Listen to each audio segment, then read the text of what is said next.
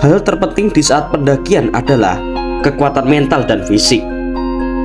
Kita wajib mempersiapkan hal tersebut agar di saat pendakian nanti tidak merepotkan anggota tim.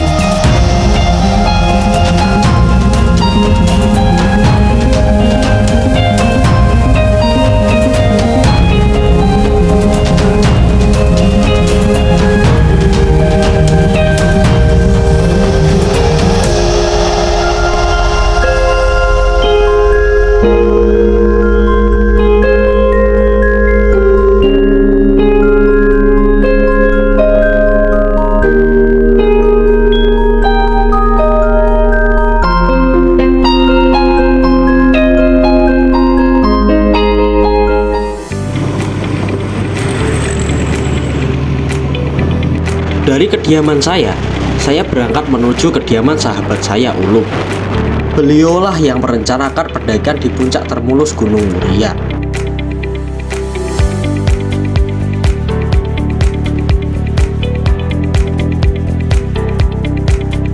Sampailah saya di kediaman sahabat saya, Ulum.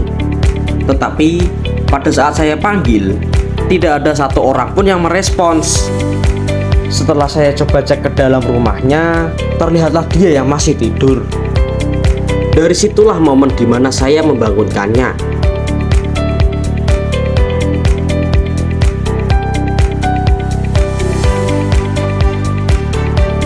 Sekitar jam 9 pagi, berangkatlah kami menuju tempat penyewaan alat pendakian. Tempatnya di Desa Kajen, Kecamatan Margioso, Kabupaten Pati. Nama tempatnya adalah Sido Adventure.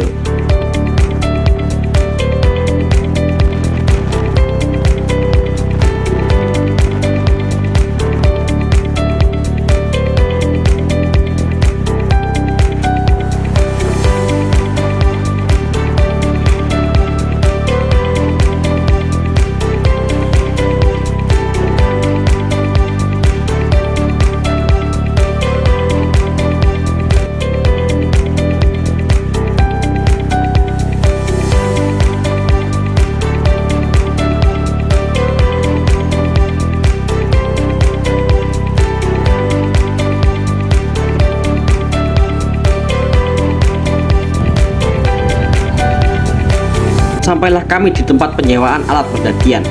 Saya menyewa bukan tanpa alasan, karena sebagian alat yang saya punya tertinggal di kos.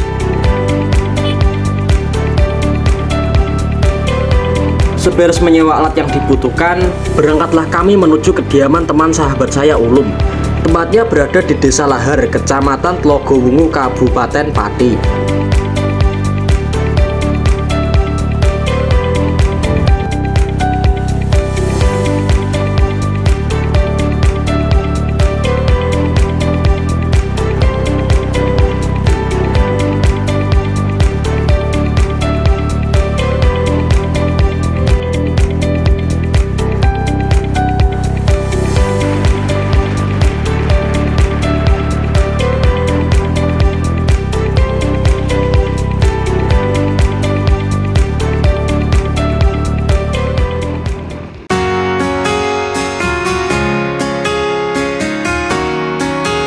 Sampailah kami di kediaman Mas Nandu. Beliaulah yang akan menjadi guide kami dalam pendakian kali ini. Seberes istirahat sambil menunggu Mas Nandu siap-siap, berangkatlah kami menuju titik awal pendakian. Dari situlah ada momen ketika saya, Ulum, dan Mas Nandu menjemput Mas Surya. Di saat perjalanan menuju titik awal pendakian, ada juga momen ketika saya, Ulum, Mas Nandu, dan Mas Surya membeli logistik. Oh iya, sahabat saya Ulum kenal Mas Nando dan Mas Surya dikarenakan mereka bertiga satu kelas di LPK Pohijo. Mereka saat ini sedang menjalankan pendidikan bahasa Jepang. Pemandangan yang indah di sepanjang perjalanan disertai bukit-bukit yang menjulang tinggi membuat saya terpukau. Ada sebuah momen ketika di saat perjalanan saya merenung. Ternyata di tempat sekitar kita banyak hal indah yang tidak kalah indah dengan yang lainnya. Sampailah kami di titik awal pendakian. Sebelum melakukan pendakian, kami tidak lupa berdoa. agar diberi keselamatan dari Yang Maha Kuasa. Sebelum memulai pendakian pada hari ini, marilah kita berdoa menurut agama dan kepercayaan masing-masing. Berdoa mulai.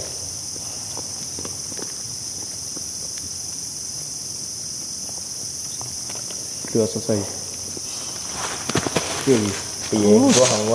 Termulus, yes. Ayo. Puncak termulus, yes.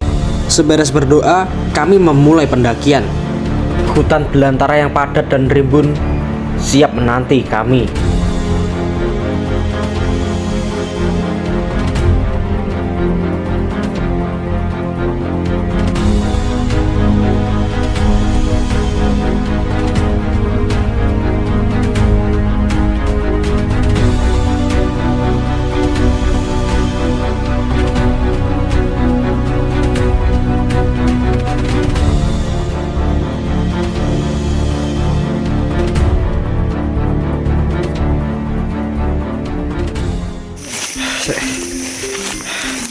Ya, kita mulai pendakian. Kita dengan berapa kita?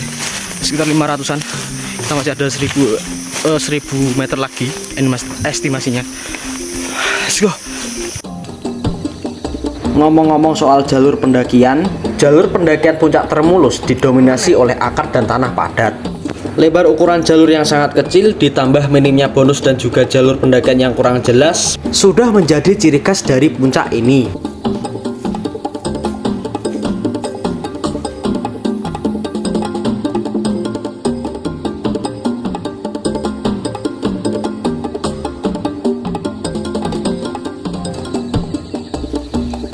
Puncak Termulus memiliki arti, yaitu jalurmu tidak semulus puncakmu. Puncak ini memiliki ketinggian 1505 mdpl. Walaupun tergolong gunung yang tidak terlalu tinggi, puncak ini tidak disarankan bagi pendaki baru. Sedikit informasi bagi kalian yang ingin mendaki puncak ini. Jalur pendakian puncak Termulus hanya memiliki akses dari hutan pinus Gunung Sari, tepatnya berada di Kecamatan Logowungu, Kabupaten Pati.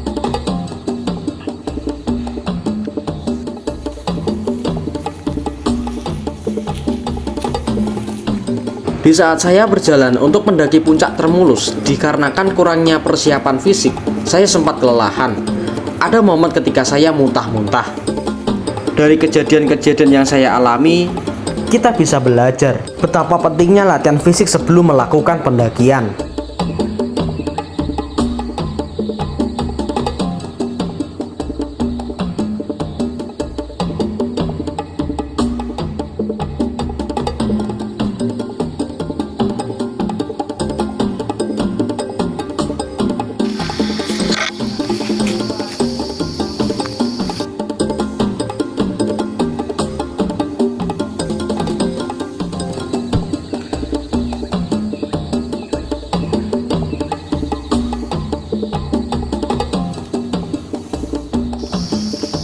Langkah saya semakin berat, kaki sebelah kanan dan kiri saya mulai terasa sakit. Ada momen ketika saya ketinggalan oleh regu.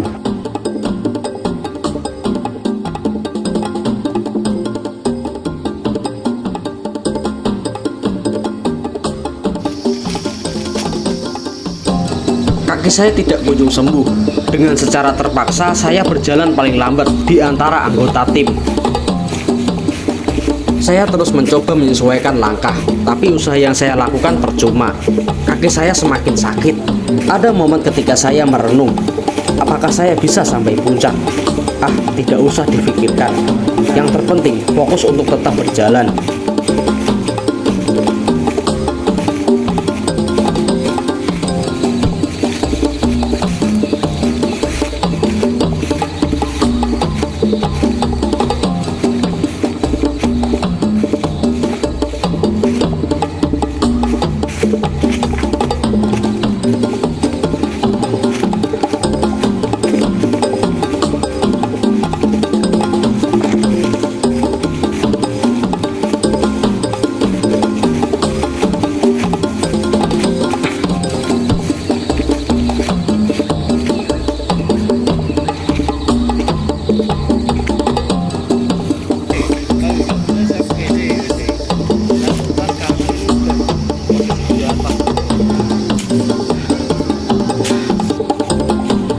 Setelah sekian lama berjalan, saya mulai terbiasa dengan rasa sakit pada kaki yang saya alami.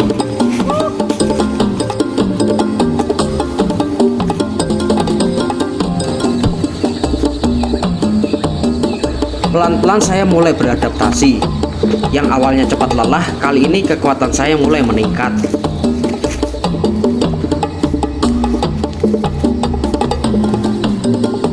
Tidak jauh dari tempat kami istirahat, kami diberi tanjakan curam. Seketika langkah saya mulai melambat.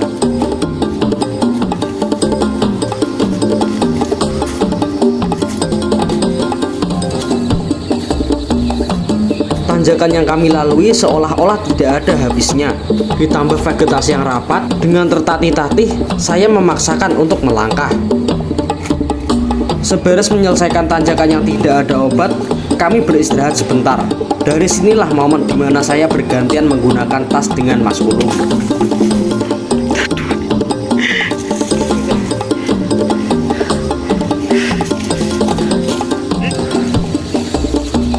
Seberes istirahat, kami melanjutkan perjalanan menuju pos 2. Jarak pos 2 masih lumayan jauh. Disertakan tanjakan yang menyebalkan dan tidak ada ampun, kami harus tetap melangkah. Ya, saya gantian pakai tas karena Mas Ulum yang memakai tas saya. Yuk, lanjut.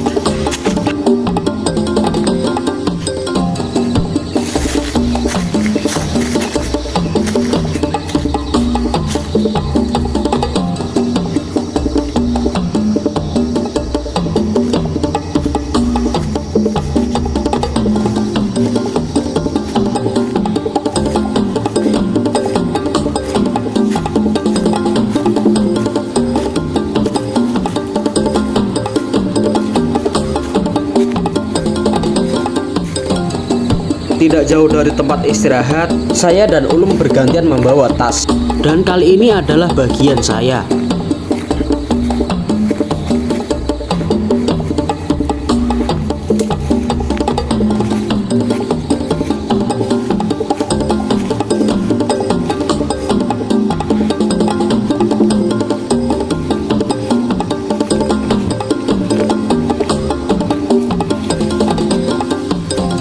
Beberapa menit perjalanan, pos 2 tidak kunjung kelihatan. Yang saya takutkan adalah jikalau tersesat. Ada momen ketika saya bertanya kepada Mas Nando, pos 2 di mana? Beliau menjawab, 5 menit lagi. Entah benar atau salah, beliau mengatakan seperti itu.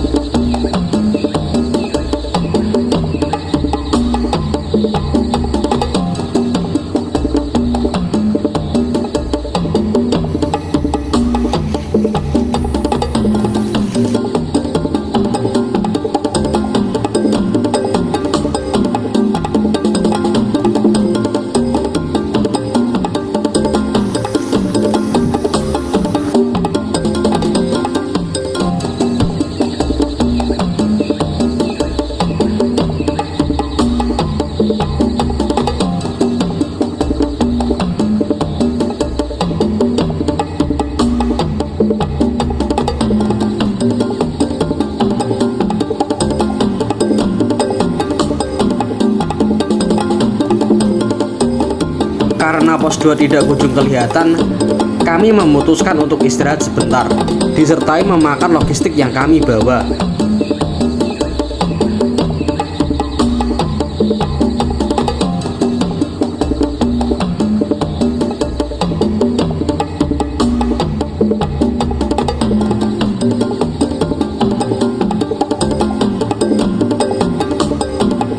Tidak jauh dari tempat kami beristirahat, kami akhirnya sampai di pos 2. Ya, karena kita sudah sampai di pos 2.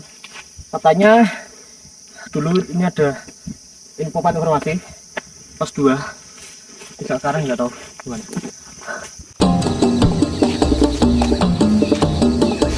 Seberes istirahat sebentar di pos 2, kami kembali melangkah menuju pos 3. Estimasi pos 2 sampai pos 3 kurang lebih 30 menit.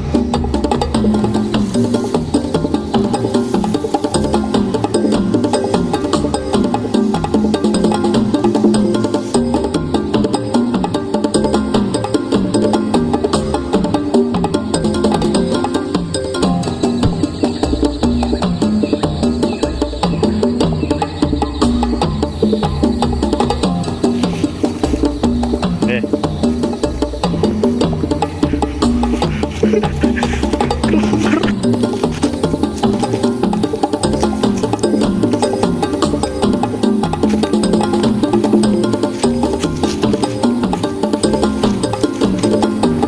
dalam masuk hutan, jalur pun semakin tidak bersahabat. Vegetasi pun semakin rapat dan jalur pun yang semakin tidak jelas. Ditambah minimnya papan informasi yang bisa membuat kami sewaktu-waktu tersesat. Ada sebuah tanjakan yang sangat terjal dan menyebalkan. Tanjakan ini lebih panjang, yang pastinya lebih terjal dari tanjakan sebelumnya. Dari situlah timbul sebuah pertanyaan di dalam hati. Apakah kami dapat menggapai puncak atau malah sebaliknya?